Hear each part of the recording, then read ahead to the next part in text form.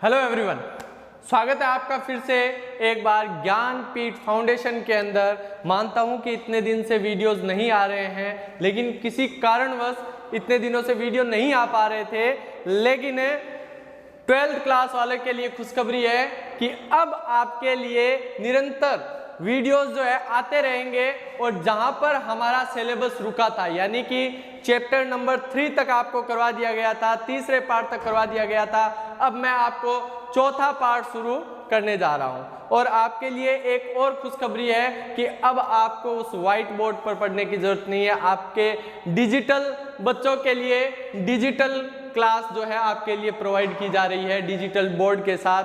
चलिए तो अपन chapter start करते हैं। कक्षा 12 का चैप्टर है 4th और नाम है विचारक, विश्वास और इमारतें। तो बच्चों ध्यान रखना कि आज हम बात करेंगे केवल और केवल ज्ञान की, यानी कि यहाँ पर आज ज्ञान की नदियां बहेगी, ज्ञान की नदियां बहेगी। और अपने सबसे पहले इसके अंदर जो टॉपिक लेने के लिए जा रहे हैं वो है यज्ञों की परंपरा। क्या है? यज्ञों की परंपरा। आपके सबसे पहले 12th क्लास में ध्यान रखना, जो चीजें आपके लिए इंपॉर्टेंट है, एकदम इंपॉर्टेंट है, जिनमें से प्रश्न आते हैं, उन्हीं चीजों को मैं बताऊंगा। हालांकि उसके अंदर एकदम डीपली जाकर के बताऊंगा। और एक बार पूरा वीडियोस, पूरा चैप्टर आपको पार्ट वाइज पढ़ने के बाद आपके एक भी शब्द, एक भी ऐसी चीजें नहीं मिलेगी जो कि आपके सिलेबस में है और आपको बताई नहीं गई हो। कई बच्चों ने मेरे को मैसेज भी किया था कि सर आपके वीडियोस नहीं आ रहे हैं और जल्द से जल्द आप वीडियोस जो है वो बनाइए। तो उनके लिए खासकर ये वीडियोस जो है मैंने शुरू किया है। और यज्ञों की परंपरा, बात यह है कि प्राचीन समय से ही हम क्या है कि घरों में यज्ञ करते हुए आए हैं।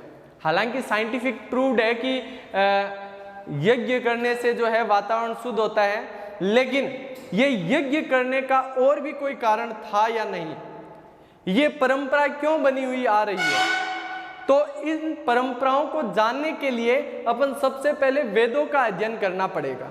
तो वेद के बारे में हम थोड़ी सी चीजें पढ़ते हैं। तो ध्यान देना, वेद कितने प्रकार के होते हैं? कितने प्रकार के होते हैं वेद? वेद 4 होते हैं। कितने? 4 वेद होते हैं। ऋग्वेद, सामवेद, यजुर्वेद और अथर्ववेद। ऋग्वेद, सामवेद, यजुर्वेद और अथर्ववेद। नाम लिख देता हूं मैं, कितने होते हैं? 4 होते हैं। ऋग्वेद, सामवेद, यजुर्वेद और अथर्ववेद।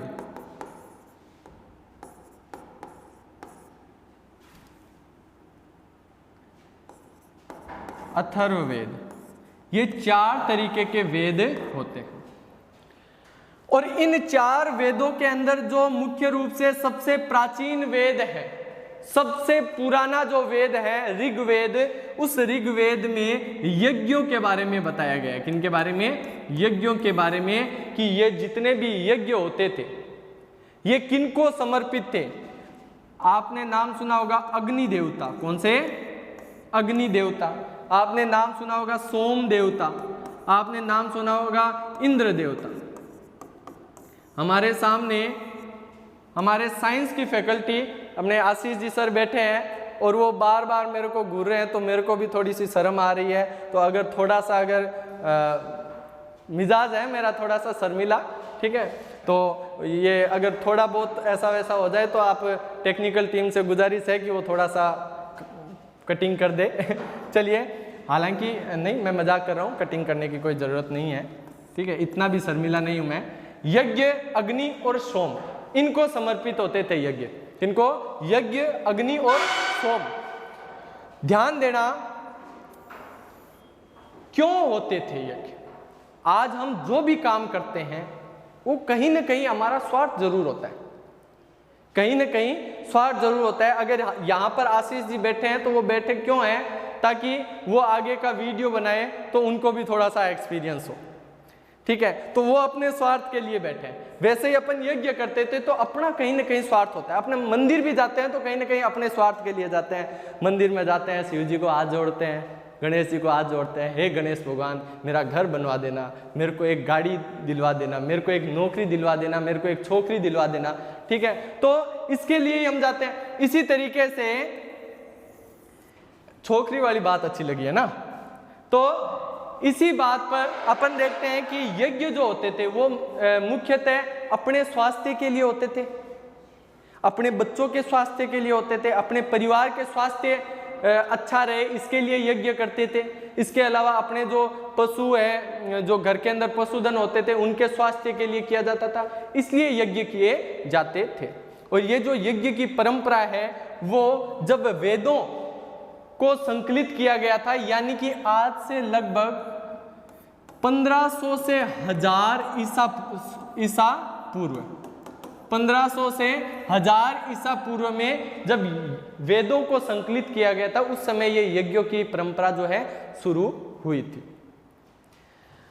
तो यज्ञ के अंदर मैंने बताया कि अपने स्वार्थ के लिए ही करते थे, लेकिन इनके अंदर कुछ मुख्य यज्ञ भी हुआ करते थे। जैसे पहले क्या होता था कि गांव वाले मिलकर के एक यज्ञ करवाते थे, मतलब कि ज्यादा इतना पैसा होता नहीं था, तो सभी गांव वाले मिलकर के हर घर में से कुछ कुछ चंदा लेकर के और फिर यज्ञ करवाया जाता था। पूरे गांव वाले मिलकर के यज्ञ करते थे।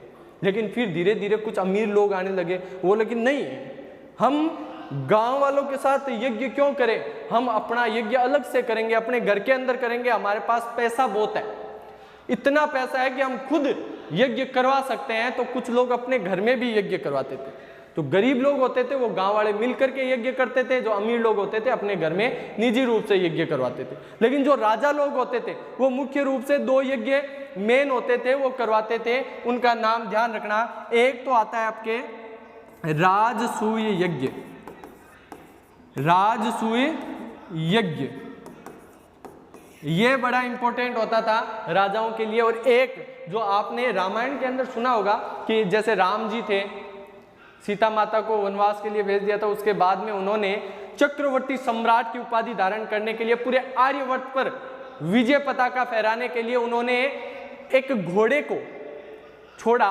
ताकि वो पूरे आर्यवर्त का चक्कर लगा करके वापस जब अयोध्या में आए तो उस समय श्री राम जो है चक्रवर्ती सम्राट की उपाधि धारण कर सके।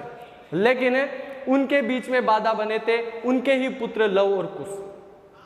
तो ये जो यज्ञ करवाया था अश्व के द्वारा, इस यज्ञ को कहा जाता है अश्वमेघ यज्ञ, अश्वमेघ यज्ञ। तो ये भी राजा लोग करवाते थे कई बार। तो यज्ञ के बारे में अपन ने क्या क्या पढ़ा, ध्यान देना।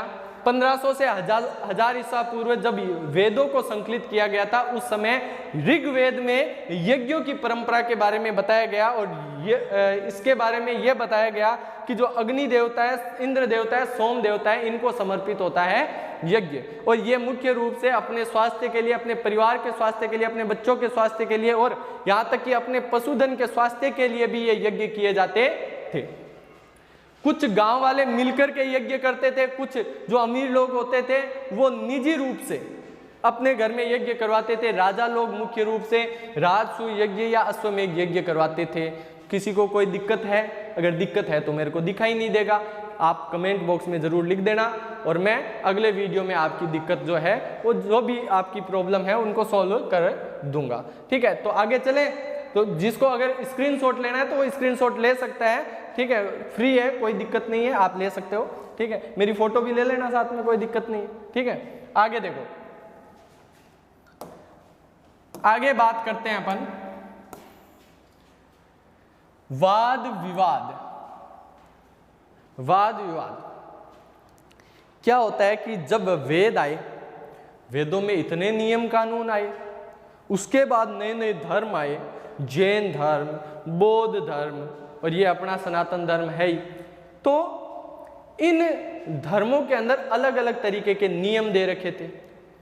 तो विद्वानों में आपस में वाद विवाद होता था, क्योंकि जब ज्यादा से ज्यादा धर्म होंगे उस समय लोगों के मन में ज्यादा से ज्यादा सवाल होंगे, और जब सवाल ज्यादा होंगे तो उनके जवाब ढूंढने के लिए कहीं ना कहीं वाद विवाद होगा, तर्क वितर्क होगा। तो राजा लोग अपने दरबार में बड़े बड़े विद्वानों को बुलाया करते थे और वो आपस में वाद विवाद किया करते थे। ज़्यादातर जो वाद विवाद है वो धार्मिक नियम विनियमों पर हुआ करते थे, धार्मिक नियमों पर वाद विवाद ज़्यादातर हुआ करते थे। आपने सुना होगा दूसरे पार्ट में कि सम्राट अशोक ने बौद्ध धर्म को अपनाया। उस समय जो राजा लोग होते थे उनको स्वतंत्रता होती थी कि वो जो है अपना धर्म खुद चुन सके। वो पहले वाद विवाद करवाते थे विद्वानों के बीच में और फिर वो देखते थे कि कौन सा धर्म जो है वो मेरे को संतुष्ट कर रहा है, मेरे जो प्रश्न है उनका उत्तर दे पा रहा है, उन धर्मों को वो अपना लेते थे। जैसे आपने देखा अशोक जो है वो बौद्ध धर्म को अपनाता था और जो उनके दादाजी हैं चंद्रगुप्त मौर्य वो किस धर्म के अनुयायी थे? जैन धर्म के अनुयायी। बिंबिसार जो है जैन धर्म के अनुयायी थे। तो ये चीजें अपन वाद विवाद और चर्चाओं में पढ़ते हैं। आगे अपन बात करते हैं महावीर स्वामी। महावीर स्वामी, देखिए महावीर स्वामी जो है वो जैन धर्म के 24वें तीर्थंकर, यानी कि 24वें तीर्थंकर है। इसका मतलब इनसे पहले भी कई तीर्थंकर थे, यानी इनसे पहले भी जैन धर्म था। तो ध्यान रखना, विश्व का सबसे प्राचीन धर्म माना जाता है कई इतिहासकारों के द्वारा जैन धर्म, क्योंकि इसके साक्ष्य हमें सिंधु घाटी सभ्यता में भी मिलते हैं, जो हमने पहले चैप्टर में पढ़ा था। सिंधु घाटी सभ्यता आपके सिलेबस में नहीं है इसलिए मैंने बताया नहीं, लेकिन अब बता रहा हूं कि सिंधु घाटी सभ्यता के अंदर जैन धर्म के भी साक्ष्य हमें मिलते हैं। और सिंधु घाटी सभ्यता जो है, इसके अलावा अपन अशोक जब पढ़े तो अशोक के अंदर भी हमने देखा कि उनके जो पिताजी थे बिंबिसार वो जैन धर्म के अनुयायी थे। और अपने जो वेद हैं, चारों वेद, उन वेदों के अंदर भी कहीं ना कहीं अपने जैन धर्म के जो प्रथम तीर्थंकर थे ऋषभदेव, उनके बारे में हमें चर्चा मिलती है। तो काफी पुराना धर्म है जैन धर्म, तो इसके बारे में थोड़ी सी अपन चर्चा कर लेते हैं। देखिए जैन धर्म जो है, जैन धर्म के प्रथम तीर्थंकर,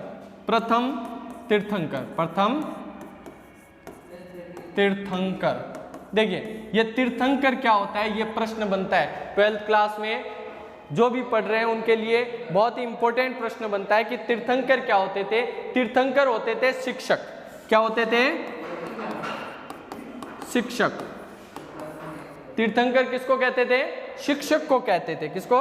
शिक्षक को, जो कि महिलाओं को और पुरुषों को ऐसे ज्ञान देते थे जिससे कि वो जीवन रूपी जो ये समुद्र है, जो सागर है, उसको पार कर सके। यानी कि जो जीवन में जितने भी दुख हैं, आप दुखी हैं, मैं दुखी हूं, जितने भी दुख हैं उन सभी दुखों से छुटकारा पा करके मोक्ष को प्राप्त हो, ये शिक्षाएं देते थे कौन? तीर्थंकर।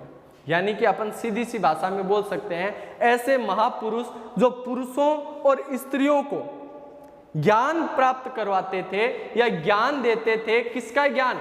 कि वो इस दुख भरे भव सागर को पार कर सके, इस जीवन चक्र से छुटकारा पा सके। प्रथम तीर्थंकर कौन थे? जैन धर्म के जो प्रथम शिक्षक या तीर्थंकर जो थे वो कौन थे? तो ऋषभदेव थे। कौन थे? ऋषभदेव। या इनको एक नाम और है इनका, जिसके नाम से इनको जाना जाता है, वो है आदिनाथ। क्या है? आदिनाथ। आदित्यनाथ नहीं है, ध्यान रखना, आदिनाथ है। क्या है? आदिनाथ है। ऋषभदेव या इसको बोला करते थे आदिनाथ। इनके जो 23वें तीर्थंकर थे, मुख्यतः हमें प्रथम 23वां और 24वां ये तीन याद रखने हैं। 23वें तीर्थंकर थे पार्श्वनाथ। कौन थे? पार्श्वनाथ, जो कि महावीर स्वामी से पहले थे। और 24वें कौन से आगे? 24वें तीर्थंकर थे महावीर स्वामी। कौन थे? महावीर स्वामी। कौन थे? महावीर स्वामी। चलिए अपन आगे बढ़ते हैं। एक बार वापस से देख लीजिएगा कि जैन धर्म के प्रथम तीर्थंकर कौन थे? ऋषभदेव या आदिनाथ। और तीर्थंकर किसको बोलते थे? वह महापुरुष जो पुरुष और महिलाओं को इस दुख भरे भव सागर से पार करने के लिए या जीवन मरण के चक्र से छुटकारा पाने के लिए ज्ञान देते थे।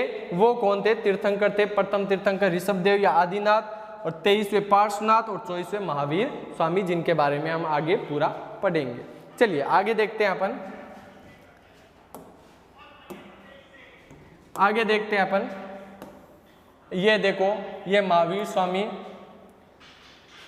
देखो ये बचपन से ही शकल के तो बहुत सुंदर थे ही, ये आप देख सकते हो, भोली सी सूरत, आंखों में मस्ती, दूध खरी शर्माए, है ना। देखो ये जो महावीर स्वामी है, इनके बचपन का नाम देखते हैं। देखो बचपन का नाम क्या है, तो महावीर स्वामी तो हम सब ने सुना है, लेकिन इनके बचपन का नाम भी था एक, वो है वर्धमान। क्या है? वर्धमान। क्या नाम है? वर्धमान, याद रखना। इनके जो पिता थे उनका नाम ध्यान रखना, सिद्धार्थ था। क्या था? सिद्धार्थ। क्या नाम था भाई? सिद्धार्थ नाम था। यहां पर आपको कंफ्यूज नहीं होना है, क्योंकि महावीर स्वामी के पिता का नाम सिद्धार्थ था और गौतम बुद्ध के बचपन का नाम सिद्धार्थ था। तो यहां पर कंफ्यूज नहीं होना है। महावीर स्वामी के किसका नाम था? पिता का नाम सिद्धार्थ था और गौतम बुद्ध के बचपन का नाम सिद्धार्थ था, लेकिन महावीर स्वामी के बचपन का नाम क्या था? वर्धमान था। इसलिए हम इसको वर्धमान महावीर भी कहते हैं। क्या कहते हैं? वर्धमान महावीर भी कहते हैं। इनकी माता का नाम त्रिशला था। क्या नाम था? त्रिशला। माता का नाम था त्रिशला। क्या नाम था माता का नाम? त्रिशला। त्रिशला इनके माता का नाम था। चलिए आगे अपन बात करते हैं कि इन्होंने क्या क्या ज्ञान दिया, महावीर स्वामी ने क्या क्या ज्ञान दिया। सबसे पहले इन्होंने बताया कि भाई कण कण में ईश्वर है। किसमें है? कण कण में ईश्वर। जैसे हिरण्यकश्यप को प्रहलाद ने कहा था ना कि हर जगह क्या है? ईश्वर है। आप यहां पर जितनी भी चीजें देख रहे हो उन सब में ईश्वर है। पेड़ में ईश्वर है, जीवों में ईश्वर है और कीड़े मकोड़ों में ईश्वर है, सब चीजों में ईश्वर है। ऐसा कौन बोलते थे? महावीर स्वामी बोलते थे। ये एक बात और कहते थे, अहिंसा। अहिंसा। क्या कहते थे? अहिंसा। कि भाई हिंसा मत करो, बिल्कुल भी हिंसा बिल्कुल भी मत करो। कोई भी जीव हो, जंतु हो, कीड़े हो, मकोड़े हो, कोई भी हो, उनको मारो मत कभी भी। ये कौन कहते थे? महावीर स्वामी। कौन कहते थे? महावीर स्वामी। अच्छा, इसके अलावा ये लोग महावीर स्वामी कहते थे कि जन्म और मरण,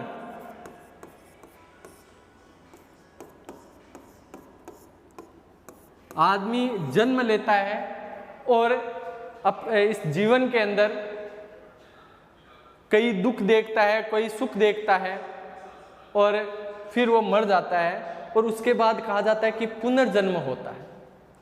तो महावीर स्वामी कहते हैं कि भाई एक आदमी मर जाता है, वापस जीवित होता है, पुनर्जन्म होता है, लेकिन वो पुनर्जन्म किस रूप में होगा वो तय करेगा उस मनुष्य का कर्म। क्या करेगा? कर्म निर्धारित करेगा कि उसका पुनर्जन्म कैसे होगा। ध्यान देना, जन्म और पुनर्जन्म जो होता है उसके अंदर अगला जन्म कैसा होगा, महावीर स्वामी के अनुसार वो कर्म निर्धारित करता है कि हमने कैसे कर्म किए। इसलिए अच्छे कर्म करते रहो। आपको नीचे एक बटन दिखाई दे रहा है सब्सक्राइब का, तो आपका कर्म अच्छा तभी होगा जब आप उसको दबाओगे, क्योंकि मैं कहीं ना कहीं आपकी मदद कर रहा हूं भाई। और लाइक भी कर दें और अपने जो भी साथी हैं, जो पढ़ने वाले हैं, नहीं जो नहीं पढ़ने वाले हैं उनको शेयर मत कीजिए, लेकिन जो पढ़ने वाले हैं और वो जो चाहते हैं कि वो कक्षा 12 के अंदर अच्छे परसेंटेज लेकर के आए, तो उनको जरूर शेयर करें। आगे बात करते हैं अपन मुक्ति के लिए। महावीर स्वामी कहते हैं कि मुक्ति के लिए आपको जंगलों में दर दर भटकना पड़ेगा। आपको अपने अंदर जितने भी प्रश्न हैं उनका जो उत्तर है वो खुद को ही खोजना पड़ेगा। यानी कि महावीर स्वामी के अनुसार अगर आपको मुक्ति चाहिए, मोक्ष चाहिए, तो आप क्या करो? सन्यासी बन जाओ। क्या बन जाओ? सन्यासी। और सन्यासी जीवन बहुत तगड़ा होता है। क्या होता है? बहुत तगड़ा होता है। ना कोई इंस्टाग्राम, ना कोई व्हाट्सअप, ना कोई सोशल मीडिया, ना किसी से बात करना, ना किसी से चैटिंग करनी, बस अपनी मौज में जंगलों में घूमते रहो। 2 वक्त की रोटी कोई ना कोई दे देगा, नहीं तो खुद बना करके खा लो। कहीं ना कहीं जंगलों में खाने की क्या कमी है, ठीक है। एक टाइम बस एक जोड़ी कपड़ा चाहिए जो पहन करके जैसे अघोरी घूमते हैं ना, वैसे घूमते रहो और अपने ईश्वर के ध्यान में यहाँ से वहाँ आप, ज़्यादा कष्ट भी नहीं होता है। हालांकि अपन गौतम बुद्ध के बारे में पढ़ेंगे, गौतम बुद्ध ने तो बहुत ज़्यादा कष्ट झेला था और एक बार तो वो मरते मरते बचे थे जब उनके शिष्यों ने उनको संभाला और उनको एक तरीके से पुनर्जन्म दिया था, वापस से उनको जीवित किया था। एक इन्होंने 5 महाव्रत बताए। क्या बताए? 5 महाव्रत बताए जिनका पालन करना जैन धर्म के अनुयायियों के लिए अनिवार्य है। कौन कौन से 5 महाव्रत थे? ध्यान रखना, ये आपको याद रखने हैं। 5 महाव्रत, 5 महाव्रत, 5 महाव्रत, ये आपको याद रखना है। कौन कौन से महाव्रत है? ध्यान रखना। पहला है झूठ नहीं बोलना है, ठीक है, झूठ नहीं बोलना है।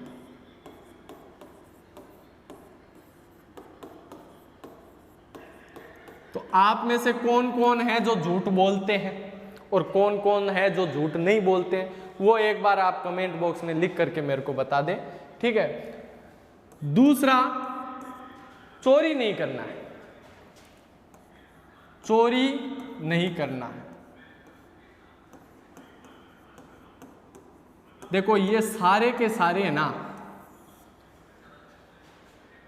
कहीं ना कहीं कोई यूज में नहीं लेता है। झूठ हर कोई बोलता है, चोरी हर कोई करता है।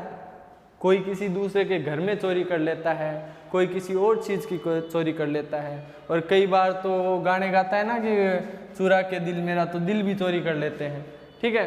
एक आता है आपके, हत्या नहीं करनी है। क्या नहीं करनी है? हत्या नहीं करनी है, हत्या नहीं करना। और आजकल क्या है कि अपने युवाओं के अंदर ये तो तगड़ा है कि भाई अपन को तो बनना है गैंगस्टर, अपन को करनी है दूसरों को गोली मारनी है, अपन को तो मारना है बस जो भी सामने आए। तो देखो इन सब से कुछ नहीं होना है, ठीक है। जो पढ़ लिख करके आगे बढ़ेगा वही अपने माँ बाप का नाम जो है आगे ऊपर उठा सकता है, नहीं तो वही बैठे रहो, हत्या करते रहो, ठीक है। आगे बात करते हैं अपन ब्रह्मचर्य। ये बोलता था भाई सन्यासी बन जाओ, ब्रह्मचर्य, ब्रह्मचर्य का पालन करो और सन्यासी बन जाओ। क्या बन जाओ? इस ब्रह्मचर्य का एक नाम आपके बुक में दे रखा है अमृषा। क्या दे रखा है? अमृषा, ध्यान रखना, अमृषा, अमृषा नाम दे रखा है। एक सबसे इंपॉर्टेंट बात जो महावीर स्वामी ने 5वां व्रत बताया, वो आप सभी को फॉलो करना है, ध्यान रखना, ठीक है। मैं करूं या ना करूं वो आप सबको फॉलो करना है। वो है धन संग्रह नहीं करना है, धन संग्रह नहीं करना है, ठीक है, ध्यान रखना, धन संग्रह नहीं करना है। समझ में आई बात? धन संग्रह नहीं, उड़ाना है बस, धन संग्रह करना ही नहीं है। तो 5 व्रत कौन से हैं? झूठ नहीं बोलना है, चोरी बिल्कुल नहीं करनी है, हत्या तो करनी ही नहीं है, सन्यासी बन जाओ, ब्रह्मचर्य का पालन करो और धन का संग्रह ना करो भाई, 1% भी धन का तो। और ये जो जैन धर्म के लोग हैं ना, ये जीवों के प्रति अहिंसा, मतलब कि अहिंसा तो इनके रग रग में है, हिंसा तो ये करते ही नहीं है। यहाँ तक कि आपने देखा होगा ये सफ़ेद कलर की एक पट्टी बांध कर रखते हैं मुंह पर, जिससे मुंह के अंदर कम से कम जीवाणु जाए और वो उनके मतलब कि जीवाणुओं की हत्या ना हो। मतलब कि इनके अनुसार छोटे मोटे कीड़े मकोड़ों की भी हत्या ना होनी चाहिए, इसलिए ये चप्पल पहन करके भी नहीं चलते हैं, नंगे पाँव चलते हैं, ठीक है। हालांकि आजकल तो कोई नंगे पाँव नहीं चलता है, आजकल तो एडिडास के जूते पहन करके चलते हैं, ठीक है, छोटे मोटे जूते भी नहीं पहनते। तो जिसको भी स्क्रीनशॉट लेना है वो ले लो, ठीक है। इसके अलावा आपसे कोई भी प्रश्न नहीं पूछेंगे। सबसे इंपॉर्टेंट प्रश्न है कि जैन धर्म के 5 महाव्रतों को बताइए, महावीर स्वामी के 5 महाव्रतों को बताइए। या सीधा सा पूछ सकते हैं महावीर स्वामी की शिक्षाएं लिखिए, तो महावीर स्वामी की ये सारी शिक्षाएं हैं, अहिंसा है, जन्म मरण से छुटकारा पुनर्जन्म जब होता है वो किस पर आधारित होता है, कर्म पे आधारित होता है। और 5 महाव्रत के बारे में बताया और बताया कि कण कण में ईश्वर है, हर जगह ईश्वर विद्यमान है, चाहे वो पेड़ है, चाहे वो पहाड़ है, चाहे वो आकाश है, चाहे वो पाताल है, चाहे वो कीड़े मकोड़े जीव जंतु कुछ भी है, तो उसके अंदर ईश्वर विद्यमान है। ये ऐसा मैंने नहीं कहा, किसने कहा, महावीर स्वामी ने कहा है, ध्यान रखना। ठीक है, आप कल को मेरे को ना बोलो कि सर आपने ऐसा बोला था, मैंने कुछ नहीं बोला, ध्यान रखना। ठीक है, अब अपन गौतम बुद्ध के बारे में पढ़ेंगे। किसके बारे में, गौतम बुद्ध।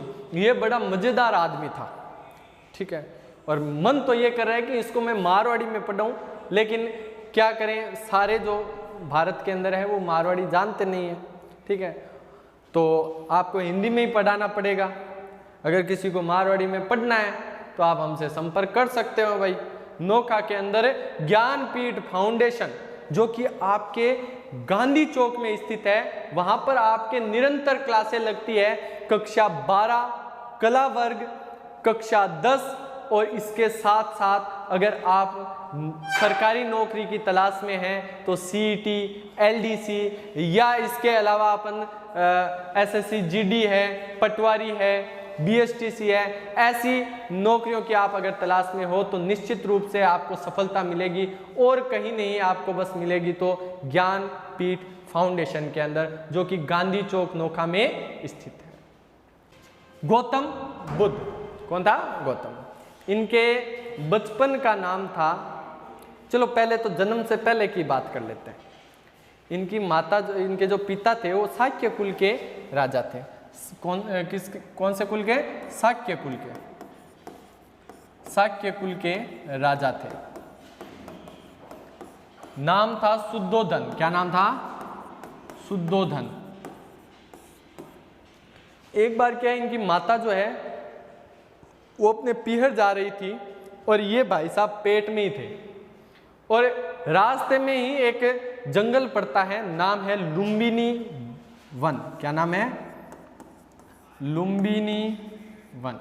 लुम्बिनी नामक वन था, और उस लुम्बिनी नामक वन के अंदर इनका जन्म हुआ, और जन्म होने के बाद इनका जो बचपन का नाम था वो था, मैंने पहले भी बता दिया है, सिद्धार्थ था। क्या था, सिद्धार्थ इनके बचपन का नाम था। महावीर स्वामी के पिताजी का नाम सिद्धार्थ था, इनके बचपन का नाम सिद्धार्थ है। ठीक है, राजा शुद्धोधन है, लुम्बिनी नामक वन और सिद्धार्थ। ठीक है, आगे अपन बात कर लेते हैं। देखो,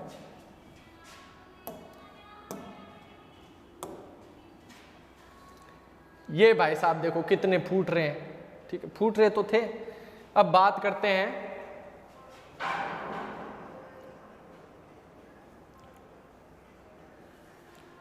अपने, क्या है कि गौतम बुद्ध जो है जब जन्म लिया तो भाई राजा लोग क्या करते थे, कुंडली दिखाते थे। उनकी कुंडली दिखाई ज्योतिष को, जो ज्योतिषों ने कहा कि भाई आपका लड़का बनेगा सन्यासी, यह घर को त्याग देगा और गलियों में रुलता हुआ फिरेगा, इधर से उधर, और ज्ञान प्राप्ति के लिए। तो राजा ने कहा भाई मेरा तो इकलौता बेटा है, यही अगर सन्यासी बन जाएगा तो मेरा राजपाट संभालेगा कौन। मान लो आप अपने पिता के इकलौते बेटे हो, और आप ही अगर गलत लाइन में चले गए, गलत रास्ते पर चले गए, तो फिर आपके अगर 2-3 है तो कोई दिक्कत नहीं है, 2-3 है तो कोई दिक्कत नहीं है, एक तो कम से कम माता पिता को संभाल ही लेगा। लेकिन अगर आप एक ही हैं तो फिर क्या होगा। तो ध्यान देना, ये एक ही थे और इनके पिता को बड़ी टेंशन हो गई, तो इन्होंने कहा कि मैं इसको बाहर जाने ही नहीं दूंगा, बाहर नहीं जाने दूंगा तो ये निश्चित रूप से सन्यासी बनेगा ही नहीं। तो इसको एक महल के अंदर बंद करके रखा जाता था, और महल में सारी सुख सुविधाएं, अगर इनको कोई भी खाना चाहिए तो उसी के अंदर, खेलना है, कोई भी खिलौना चाहिए तो उसी के अंदर, उसको अगर नहाना है तो सब कुछ सुविधाएं जो है उसी महल के अंदर थी। खेलना है, कोई सा भी गेम खेलना है, वो सारी की सारी सुविधाएं होती थी, क्योंकि बड़े राजा थे, कुछ भी कर सकते थे। अब एक दिन उन्होंने कहा भाई पापा मैं बाहर जाऊंगा, बाहर की दुनिया मेरे को देखनी है। तो इनके पिताजी को हो गई टेंशन। इनके पिताजी ने कहा भाई ये बाहर जाने की जिद कर रहा है तो कहीं ना कहीं ये महल के अंदर बोर हो रहा होगा, ठीक है, कहीं ना कहीं इसका मन नहीं लग रहा है। तो मन लगाने के लिए कि मन लगा रहे बच्चे का, तो मन लगा रहने के लिए एक छोटी सी शादी करवा दी उसकी, मतलब उसका विवाह करवा दिया गया। और विवाह के पश्चात उनका एक पुत्र भी हुआ। नाम थोड़ा सा अटपटा सा ही है, इनके पुत्र का नाम था राहुल, ठीक है, पुत्र का नाम क्या था? राहुल, ठीक है। गौतम बुद्ध के पुत्र का नाम राहुल था। अब गौतम बुद्ध जो है फिर से एक दिन जिद करने बैठ गए, पापा पापा मैं तो बाहर जाऊंगा। तो पापा ने कहा कि भाई ठीक है।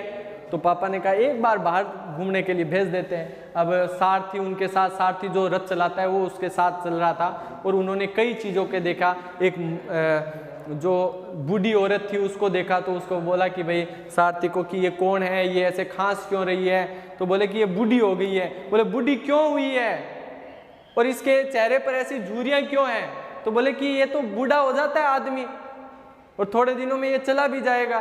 बोले कि क्यों होता है तो बूढ़ा आदमी, मेरी तरह जवान क्यों नहीं रहता है? बोले कि आप चुप रहो, आगे भी कई चीजें आपको देखनी है। फिर एक मरे हुए व्यक्ति को देखा, उसने कहा ये तो घोर अपमान है मेरा। बोले क्यों? बोले कि मैं तो रथ पर खड़ा खड़ा जा रहा हूं, राजा का बेटा होते हुए भी, और ये रथ पर जा रहा है सोता हुआ, ठीक है, ये तो मेरा अपमान हुआ। बोले कि साहब ये सो नहीं रहा है, ये सो गया है पूरी तरीके से, मतलब मर गया है। बोले कि ये क्या होता है, मरना फिर क्या होता है? बोले कि जब ये दुनिया से चला जाता है। बोले दुनिया से जाता कहाँ है? चला तो जाता है, चलिए ठीक है मान लिया, लेकिन कहाँ जाता है? तो सारथी भी उसके बाद से क्या हो गया, बोर हो गया पूरी तरीके से। उसने क्या कहा कि भाई आपको जो भी पूछना है अपने पिताजी से पूछना, ठीक है। उसके बाद उसने आगे एक सन्यासी को देखा और उसने देखा कि सबसे सुखी कौन है, सन्यासी है। उसने वो घर पर गया, पापा से सारी बात पूछी तो पापा ने कहा भाई मेरे को तो पता नहीं है। तो बोले कि सबसे सुखी सन्यासी है तो मैं भी सन्यासी ही बनूंगा, क्योंकि आदमी तो मर भी जाता है, आदमी बूढ़ा भी हो जाता है, तो फिर इस शरीर का करें क्या? तो इस शरीर को ईश्वर की भक्ति में लगाना है और हमें सन्यासी बनना है। और ये जितने भी मेरे अंदर प्रश्न हैं, इन प्रश्नों का उत्तर मेरे को निकालना है। तो पिताजी को बोला, पिताजी ने मना कर दिया। फिर एक दिन क्या किया, ये आधी रात को अपने घोड़े को लेकर के घर से भाग जाते हैं और उसके बाद वापस कभी घर पर नहीं आते हैं। और इस घर से जब वो भागते हैं तो उस घर से भागने की जो घटना होती है उसको किस नाम से जाना जाता है? महाभिनिष्क्रमण। क्या कहा जाता है? महाभिनिष्क्रमण।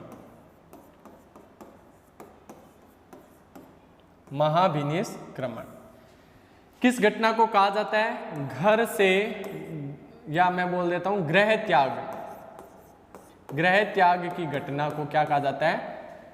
महाभिनिष्क्रमण कहा गया। फिर वो वहां से कहाँ गए? वो वहां से गए सारनाथ। बोले कि मैं तपस्या करूंगा और सत्य की खोज करूंगा, ईश्वर की प्राप्ति करूंगा, मोक्ष को प्राप्त होऊंगा। तो उसने कई कठिन परिश्रम किए और एक बार तो मैंने बताया भी था कि मरते मरते बचे, उनके दोस्तों ने और बचाया। तो एक बार उसकी एक औरत ने बताया कि देखो आप केवल कठिन परिश्रम करने से आपको सफलता नहीं मिलेगी सत्य की, आपको जो खोज करनी है उसके बारे में तो आप कुछ तो रिसर्च करो। तो बोले कि अच्छा ऐसी बात है, उसके लिए मेरे को करना क्या पड़ेगा? बोले कि पहले तो इन दोस्तों की संगति छोड़ो, ये जो दोस्त बैठे हैं ये कहीं ना कहीं तुम्हारा ध्यान भंग कर रहे हैं। तो बोले कि ठीक है। तो ये यहाँ से सारनाथ से चले जाते हैं और एक बिहार में जगह है गया। इस गया नामक जगह पर एक पीपल के पेड़ के नीचे बैठ करके 12 वर्ष तक तपस्या करते हैं और 12 वर्ष की तपस्या के बाद इनको ज्ञान प्राप्त होता है। क्या प्राप्त होता है? ज्ञान प्राप्त होता है। और इस ज्ञान प्राप्त करने की जो घटना है इसको कहा जाता है धर्म चक्र परिवर्तन। क्या कहा जाता है? धर्म चक्र परिवर्तन। धर्म चक्र परिवर्तन। जिनके कोई कंपटीशन एग्जाम की तैयारी कर रहा है और उसके इंडियन हिस्ट्री है तो भी उसके लिए बड़े काम की चीजें हैं ये, और ये सारा का सारा टॉपिक जो है इंडियन हिस्ट्री के अंदर आता है। धर्म चक्र परिवर्तन कहा, फिर वो वापस सारनाथ गया और उसने जो ज्ञान प्राप्त किया वो अपने शिष्यों को भी बताया। तो सबसे पहला उपदेश कहां पर दिया था गौतम बुद्ध ने? सारनाथ में दिया था। कहां पर? सारनाथ में अपने ही दोस्तों को दिया था। किसको? अपने ही दोस्तों को। उसने कई चीजें बताई। अब बात करते हैं बौद्ध धर्म की या गौतम बुद्ध की शिक्षाएं क्या थी। तो सबसे पहले इनकी जो शिक्षाएं हैं वो त्रिपिटक में मिलती है। किसमें? त्रिपिटक में। ये त्रिपिटक क्या है? ठीक है, ये त्रिपिटक क्या है इसके बारे में अपन थोड़ी सी चर्चा कर लेते हैं। या आपने अगर लिख लिया है तो मैं यहाँ पर मिटा देता हूं और फिर आगे अपन देखते हैं। तो अपन देखते हैं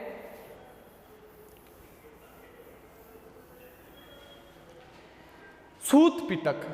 देखो त्रिपिटक थे, क्या थे? त्रिपिटक यानी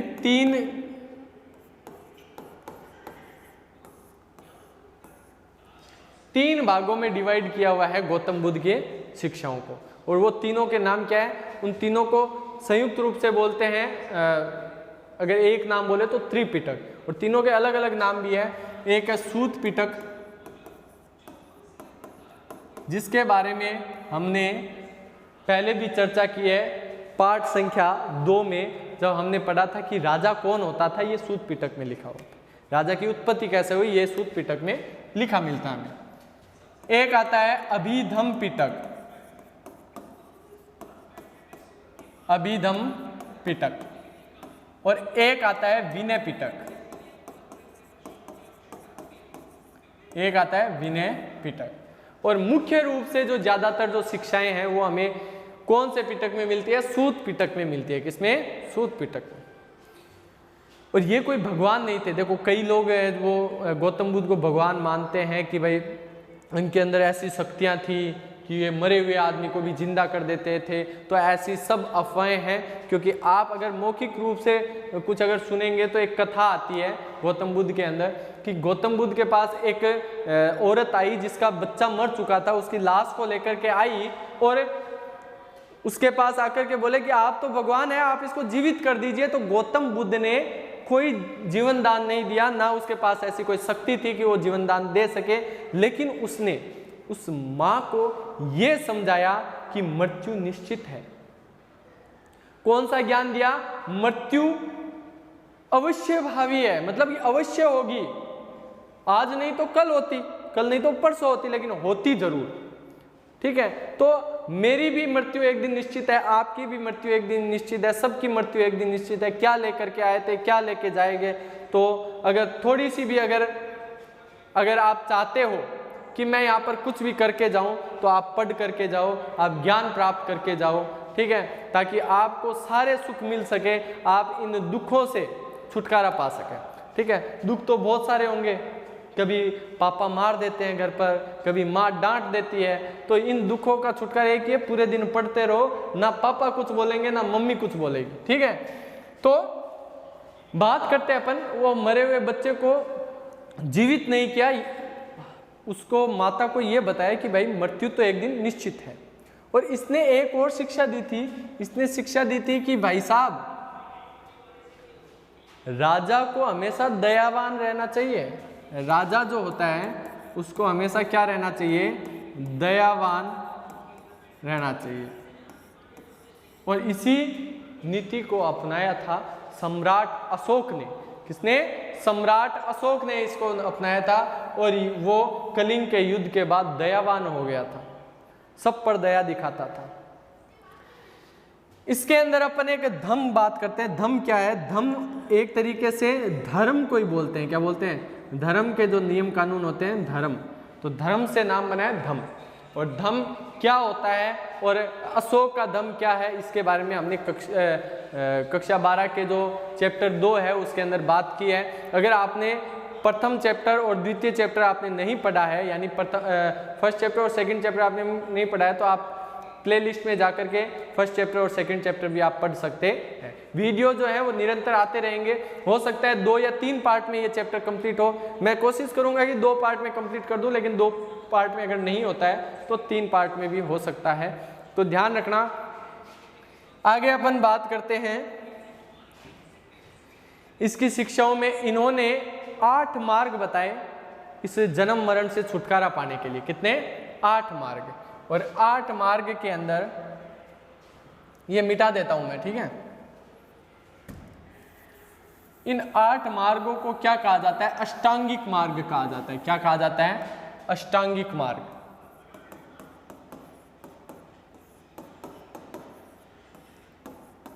अब ये अष्टांगिक मार्ग क्या थे, ये आपके बड़ी गहराई में चले जाएंगे, मैं आपको बता भी दूं, लेकिन आपके सिलेबस में है नहीं।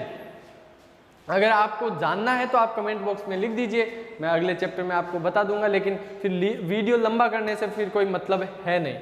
आगे बात करते हैं, इनको मोक्ष की प्राप्ति। मोक्ष का मतलब है मर गए, निपट लिए, ठीक है, ऊपर चले गए, ठीक है। मोक्ष का मतलब होता है मर गए, तो इनकी मृत्यु। मोक्ष जहां भी नाम आ जाए तो आप याद रखना मृत्यु, या मोक्ष को एक और नाम दे रखा है निर्वाण। क्या दे रखा है? निर्वाण। या नाम आएगा निर्वाण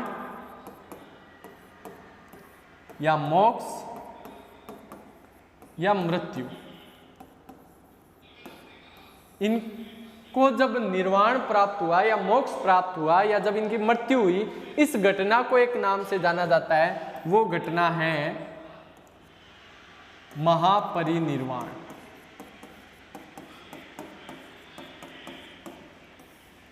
तो इनके गृह त्याग की घटना को महाविनिष्क्रमण कहा जाता है, और इनके ज्ञान प्राप्त करने की घटना को धर्म चक्र परिवर्तन कहा जाता है, और इनके मोक्ष प्राप्त करने की घटना को महापरिनिर्वाण कहा जाता है।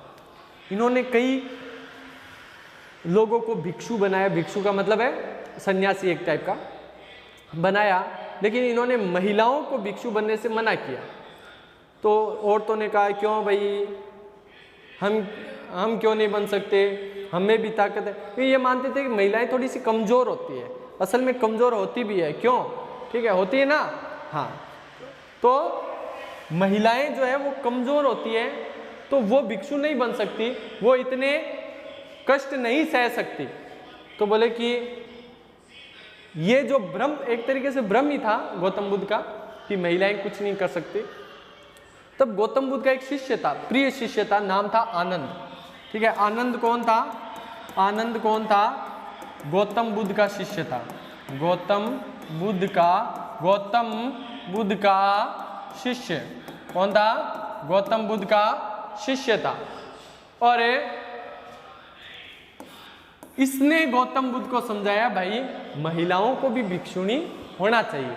तब इसने, गौतम बुद्ध ने कहा हाँ भाई महिला भी भिक्षुणी हो सकती है। और गौतम बुद्ध का जब जन्म हुआ था तो उसकी माता की उसी समय मृत्यु हो गई थी, और उसकी मौसी ने गौतम बुद्ध को पाल पोस करके बड़ा किया। किसने? उसकी मौसी ने गौतम बुद्ध को पाल पोस कर बड़ा किया, जिसको उपमाता भी कहा जाता है। क्या कहा जाता है? गौतम बुद्ध की उपमाता भी कहा जाता है। और उपमाता जो है उसका नाम था प्रजापति गौतमी। क्या नाम था? प्रजापति गौतमी। प्रजापति गौतमी किसका नाम था? इनकी उपमाता का नाम था। और ये जो प्रजापति गौतमी है, ये गौतम बुद्ध की यानी बौद्ध धर्म की पहली महिला भिक्षुणी थी। क्या थी? पहली महिला भिक्षुणी कौन थी? प्रजापति गौतमी। कौन थी? प्रजापति गौतमी थी। आगे अपन बात करते हैं। अच्छा, मैंने इनका माता का नाम नहीं बताया ना। गौतम बुद्ध की माता का नाम भी लिख लेना। माता का नाम था महामाया। माता का नाम क्या था? महामाया। क्या नाम था? महामाया। आगे जब अपन पढ़ेंगे तो ये अपन इसके बारे में भी चर्चा करेंगे कि महामाया का एक तस्वीर अपन को मिलता है। देखिए, आज के लिए अपन इतना ही पढ़ेंगे। आगे का जो है लगभग जितना अपन ने पढ़ा है उतना और है। और मेरे को नहीं लगता है कि आप थोड़े से भी बोर हुए होंगे ये पढ़ने के अंदर, क्योंकि इसमें कुछ अच्छी बातें भी थी, ठीक है, और कुछ ज्ञानवर्धक बातें भी थी। आपको कुछ सीखने को भी मिला है, और आपको बोर्ड की परीक्षा के लिए अच्छी आपकी तैयारी भी हो रही है। तो आप जरूर, अगला जो पार्ट आएगा वो जल्दी कल या परसों तक आ जाएगा, तो आप ये पार्ट अच्छी तरीके से पढ़े। अगर आपने पिछले पार्ट नहीं पढ़े हैं, पिछले चैप्टर नहीं पढ़े हैं, तो वो भी आप पढ़ लीजिएगा। और निरंतर आपके वीडियोस आते रहेंगे, इसलिए अगर आपको टाइम से इन वीडियोस की नोटिफिकेशन चाहिए तो आप नीचे जो रेड कलर का एक बटन दिखाई दे रहा है उसको दबा करके और घंटी के निशान को यानी नोटिफिकेशन बेल को ऑन कर दीजिएगा, ताकि आपके पास सूचना आ जाए कि हमारा वीडियो आ चुका है। और अगर आपको वीडियोस अच्छा लगा हो तो मेरे लिए प्लीज़ एक लाइक ज़रूर कर देना, और अगर आपको अच्छा लगा है तो नीचे कमेंट कर देना। कोई अगर क्वेश्चन है आपके इसी से रिलेटेड या इससे अदर हिस्ट्री का कोई भी क्वेश्चन है तो आप उसको कमेंट बॉक्स में ज़रूर लिखें। मैं आपको उसका या तो कमेंट बॉक्स में उत्तर दे दूंगा या अगले वीडियो में आपको उत्तर दे दूंगा। Thank you, have a nice day.